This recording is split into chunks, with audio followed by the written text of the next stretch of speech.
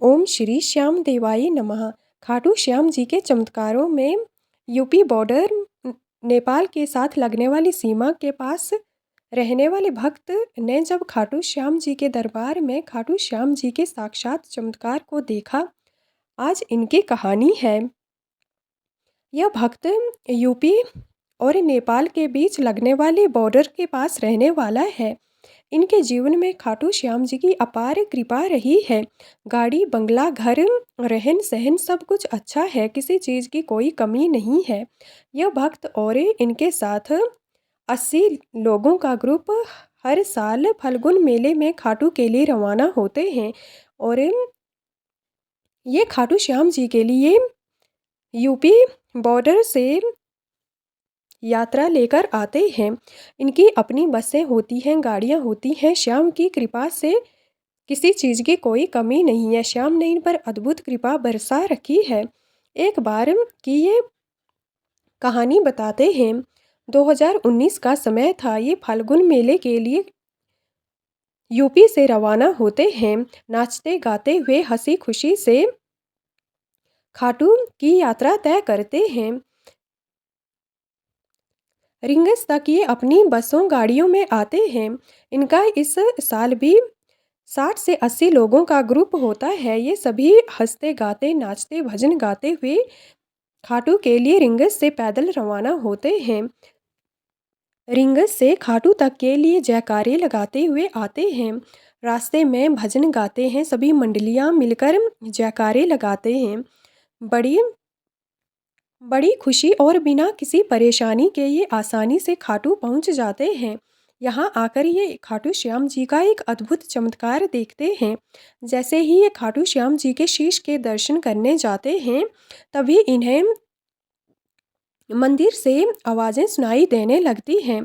तो लोगों ने इन्हें बताया कि कोई चोर पकड़ा गया है, जिसने मंदिर में बहुत चोरियाँ की हैं और आज यह पकड़ा गया है। उसे पुलिस उठाकर बाहर ला रही थी। तो इनके ग्रुप से भी 2-4 लोग पुलिस के पास जाते हैं, पूछताछ करते हैं कि फल्गुन का मेला लगा हुआ है, ऐसे ही आप किसी को कैसे उठाकर ले जा सकते हैं। तभी पुलिस कहती है कि आपको चलना है तो थाने चलो, वहाँ जाकर इसकी तरफदारी करना। जबकि ये चोरी करते हुए पकड़ा गया है तो हम इसे नहीं छोड़ सकते हैं। पुलिस लेकर उसे थाने चली जाती है। तो इन 80 लोगों के ग्रुप से 2-4 लोग भी पुलिस के साथ थाने चले जाते हैं। पुलिस वहां थाने पहुंचकर चोर की रिपोर्ट बनाने लगती है और जब चोर से पूछा जाता है कि तुम कितने समय से चोरी कर रहे हो और तुम्हें ज़रूरत क्या पड़ी चोरी करने की, वो भी मंदिर में, तो चोर ने बताया कि मैं कई सालों से खाटू श्याम में छोटी मोटी चोरियां करता था, कभी दुकानों से, कभी मंदिर से। क्योंकि मेरे घर की स्थिति उतनी अच्छी नहीं थी तो मैं इन छोटी मोटी चोरियों से गुजारा करता था। पर इस दौरान ये बताता है चोरी पकड़े जाने के पीछे बहुत बड़ी वजह है। ये बताता है कि मैं पहले चोरी करता था तो मैंने खाटू श्याम जी से वादा कर रखा था कि मुझे जो भी रकम प्राप्त होगी उसमें से मैं आधा खाटू श्याम मंदिर में चढ़ावा दे दूंगा।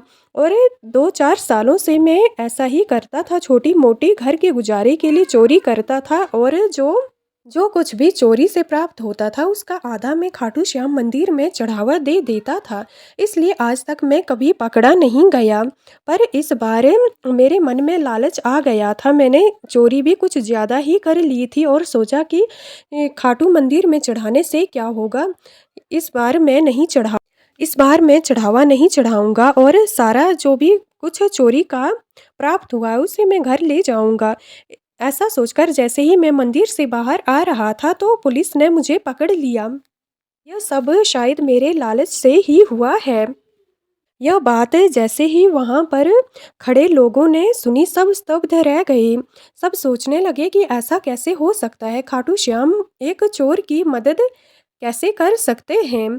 पर चोर ने बताया कि इसके घर की स्थिति अच्छी नहीं थी तो ये खाटू श्याम जी के मंदिर में भी चढ़ावा देता था, इसलिए वे हर बार इसके आधे भागीदार या सहयोगी रहते थे। पर इस बार के लालच ने इसे डुबो दिया।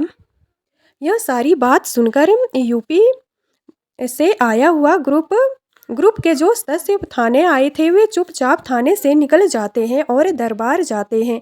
खाटू श्याम के शीश के आगे अपना शीश झुकाते हैं और आंखों से आंसू बहने लगते हैं। जो भी मन में अभिमान हुए थे कि हम तो बहुत बड़े भक्त हैं और श्याम की हम पर अपार कृपा है, ये सब चूर चूर हो जाता है। तब से हमारे मन में हर किसी के प्रति श्रद्धा, प्रेम और अच्छा भाव रहता है। हम श्याम को आगे मानकर चलते हैं।